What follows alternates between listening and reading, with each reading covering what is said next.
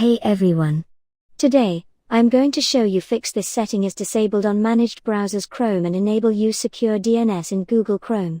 So, let's get started. First, click on the Start menu at the bottom left. And then search for Registry Editor.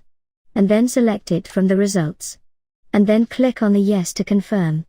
Then go to the location Where Am I once you are in the Chrome folder. Delete the files that it is in the Chrome folder. Simply right-click on it. And then click on the Delete. And then confirm it. Once you deleted both folder. Now, close Registry Editor. And then open Chrome on your PC. And then click on the three dots at the top right corner. And then click on the Settings. And then, at the left side, click on the Privacy and Security. And then click on the Security. And then scroll down. And toggle on the option that says Use Secure DNS.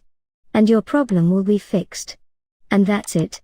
If you found this video helpful, give it a thumbs up and subscribe to our channel for more tech tips. Thanks for watching.